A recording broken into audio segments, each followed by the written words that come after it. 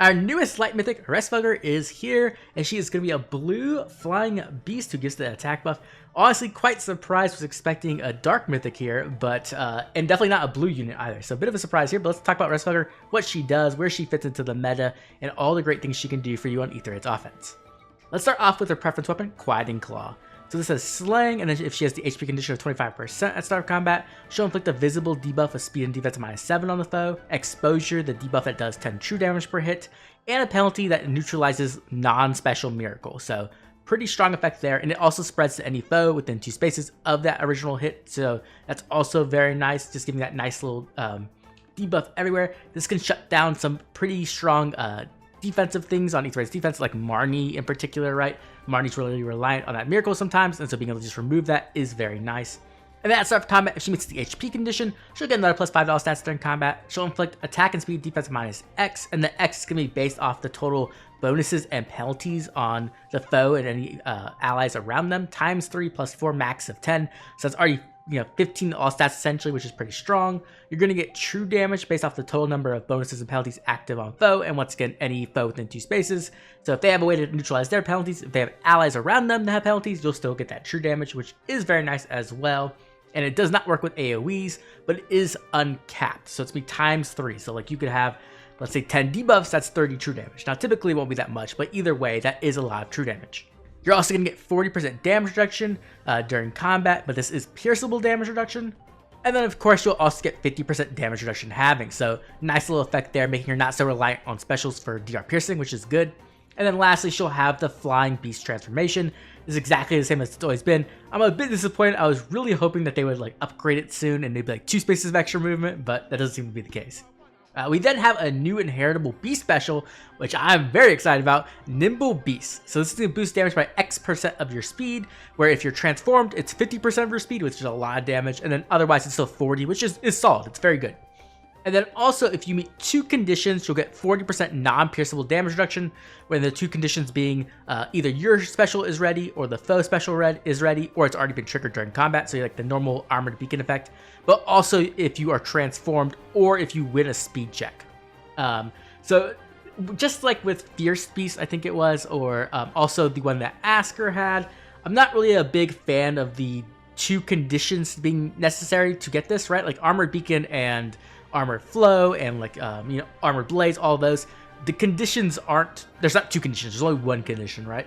Now obviously that's only against 1 type of unit, it's either melee or ranged, while this is against anybody. But even so, I don't really see why they always tend to mess up beasts so much. Like dragons don't have this many conditions on their specials. There's definitely a downside. I do think it is a really good special though. I'm really excited about this just because speed-based specials tend to do a lot better, and they tend to age better as well. So pretty awesome, especially for you like big beast fans who have those fast beast units who don't really want to use Fierce Beast or even like the defensive bonfire version that Asker has. We then have a new A skill called Attack Speed Fortune. And what this essentially is going to do is going to be, if you are on if this skill's on a beast unit, it's going to actually affect the way they can transform. So before it was like you either have to have all beast or dragons around you, or just be solo, but now you can transform. But now you're going to be able to transform if there's any beast or dragon within 2 spaces of you, or if the number of non-dragon or beast allies is less than or equal to 2. So that's really nice. It makes it just a lot easier to transform. I kind of wish they just made it so that you always transform no matter what. I think that'd be kind of better, but I mean, I'll take this, right? Like any way to make beasts more consistently transform is a good thing, because it's one of the big things that hold them back. Also though, if you're defending an Aetherraids at start of the enemy turn 1, so like immediately, right, if you have the conditions met to transform, you will transform. So also a big thing right there, very nice for like maybe your Emblems or something like that, right, who are playing that defensive role in Aetherraids defense. We then have SD Near Trace 4, which is also a nice skill. And then we have our preference C skill, Divine Talon. So what this is going to do is at start of turn, you're going to neutralize any penalty effects on herself, Hresvelgr, and any allies within 2 spaces of herself.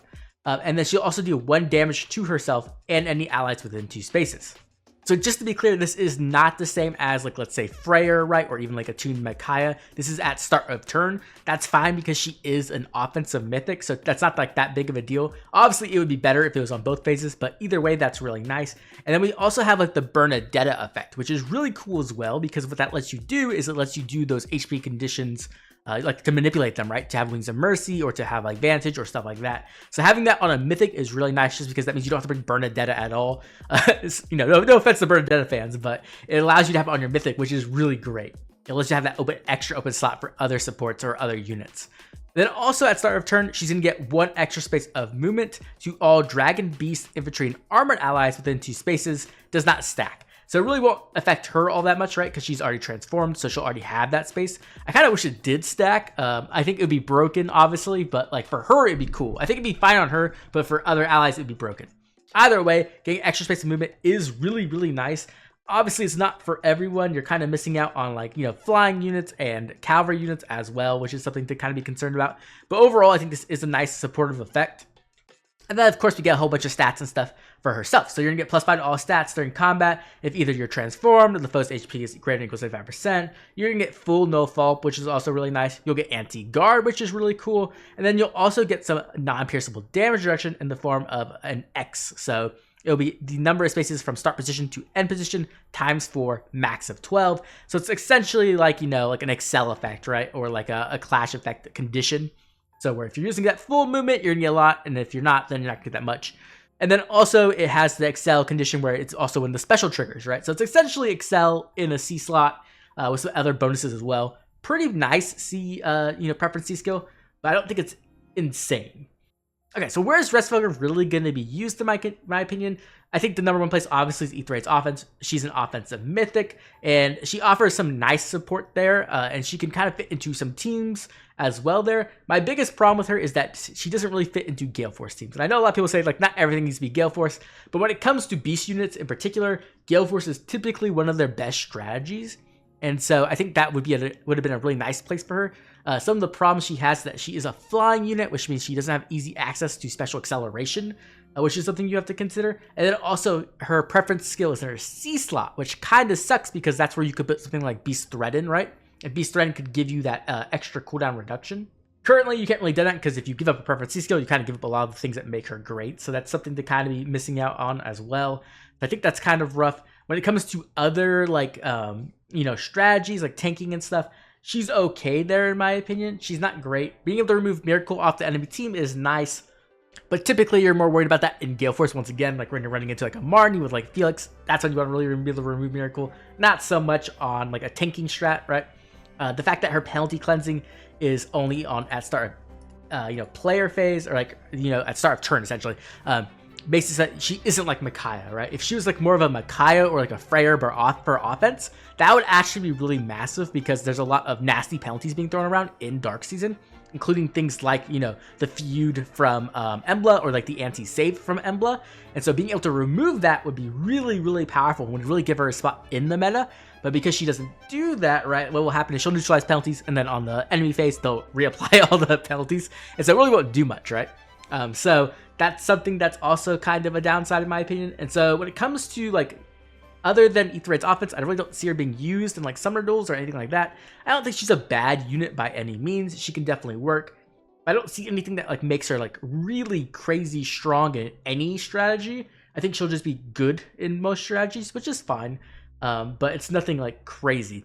And unlike someone like Ignither, who can use the Sigurd Ring to have 4 movement and be really great there, she has extra movement already in her weapon because she's a flying beast, and so she won't be able to stack it to 4 movement, so she's even lacking there for like summoner duels. So overall, I don't think this is like the craziest light mythic we've had at all. I don't think she's even as good as a lot of the light mythics we currently have, but I do think she's okay. The really big thing for me is her fodder. I think her fodder is amazing. It gives a lot more options for Spd Beast, which is great because that's something we've been waiting for a very long time. With that said, let's go talk about the rest of the banner. Okay, the first color I want to talk about is actually green. I think green might be the best color on this banner. It really depends on what you need, but the fact that you're getting, an attuned unit like Erica, who's extremely good, very strong, powerful unit, but also has amazing fodder, and NCD Echo, which is getting more and more valuable every month, in my opinion, which means that you're going to be able to duplicate fodder. You're going to be able to give out that NCD Echo skill to your favorite Omni tanks. Really nice unit right there. We also, of course, have legendary male Corrin, who, in my opinion, isn't a very good unit, but he does have some nice fodder and high Dragon Wall, which scores really well, and he can help you in like arena scoring. But of course, the star on green is going to be Hathrin. Hathrin is easily top 5 unit in the game. She's meta in every single game mode. She shows up on Aetheryte's defense in seasons that she doesn't even belong to. She's amazing in Chaos season. She's amazing in Summoner duels alongside all your saves. She's amazing as a near save. She's just ridiculously overtuned and broken, and so if you don't have Hathrin yet, I think this is a great place to pick her up. She doesn't really need merges as a defensive mythic, but you could pick up merges if you really want to heavily invest into her. But either way, you're like gonna get some pretty good value out of green. In second place, I'm going to say is colorless. You get to have Ignithir, who is just a fantastic melee nuke. He does really, really well there while also offering that extra bonus support, you know, giving the extra +3 to your bonuses, which can make it like 6 to 9 or 7 to 10. He's also really good with the Sigurd ring, which means he's really nice in summer duels as well on those like, you know, Pathfinder teams. And so I think there's also some great fodder there on him as well. So really nice there. And then of course we have Hresvelgr as well, who's a really strong AoE nuke. You know, being able to just cycle those AoE specials while also offering cooldown support for your entire team. And he even has Verge of Death fodder, which is really nice as well. And then lastly, of course, we have legendary male Lear, who is a very solid Omni tank, who's very strong, has some decent fodder, and also can just be, you know, a great scoring bot for your arena core, right? So great units and colors as well. We then go on to blue, in my opinion. It's kind of crazy that blue is in third place, considering that's where the new unit is. But I do think Vale has kind of aged a bit. She's a good Astra Mythic, but she doesn't really have the power that she used to. Scowl isn't as strong as it once was, now that we have so much special jump that kind of counters Scowl, right? We also have Fallen Ursula. Fallen Ursula is a great AoE nuke, and she does have great fodder and Verge of Death, just like Hresvelgr. And she offers some decent support with Desperation as well, so she's pretty solid overall. But I wouldn't consider like a premier nuke. And then we also have, of course, Hresvelgr, who, like I was mentioning earlier, is going to be overall a solid light mythic, but I don't think she's going to be like one of the meta light mythics. She's mostly going to be amazing fodder for your Spd Beast if that's the direction you want to go. And then in last place, we're going to have Red. Red really isn't all that great, in my opinion. Emblem has definitely gotten a resurgence this past couple of months. She has gone up in value so much since Shield Fighter has come out, and she's probably the best Dark Mythic in the game right now. So there is some great options of picking up Emblem here if you don't have Emblem. But if you have more than one copy, you really don't need more than one copy, maybe 2 at the most. So there's not really much reason to pull for that. We have Edward, who is a solid Omni tank. Really what you're pulling for there is Breath of Life 4 fodder, which is one of the best skills in the game. So if you don't have that, that's one reason. And lastly, we have Ford, and Ford really isn't amazing. He's not terrible, but he's not amazing either. And his fodder is decent, but not crazy good as well. So for me, overall, it's going to be green, colorless, blue, then red. Okay, let's move on to the final part of the video, should you pull.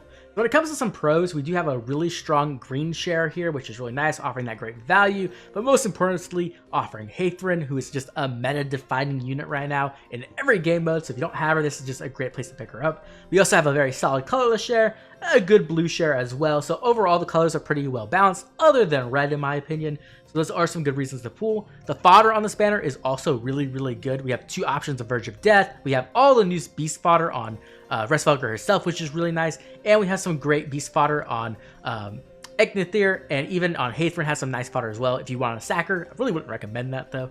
But yeah, there's some great stuff there. Now when it comes to cons, we do have the Ninja banner coming up next month. The Ninja banner tends to be very powerful every single year. Typically we see some kind of premier nuke show up there, so you definitely might want to save some orbs for that.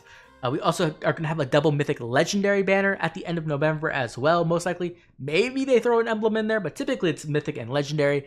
And we could have some big game changers there, like we have Hresvelgr there sharing with like Hresvelgr. That could be really, really powerful. So that's something to save for. And then of course we have Book 9 coming up at the beginning of December, which typically can be a game changer for Fae, right? We get into the new story, but also some new mechanics sometimes. Possibly a new game mode, hopefully. We'll have to wait and see. So definitely save some orbs there. I think this is probably one of the easier banners to skip if you already have Hathrin or if you already have like the key units you need. I personally just don't see Hresvelgr being like a crazy meta light mythic, but maybe I'm wrong. Either way, I'd love to hear from you. What do you think of this banner? What do you think of Hresvelgr showing up here? And are you going to be pulling on this banner? And if you are, who are you pulling for? I'd love to hear about, so make sure to drop a comment down below. And as always, I'd like to thank all my members for their constant support. This has been Oblivion. I'll catch y'all later with more Fire Emblem Heroes.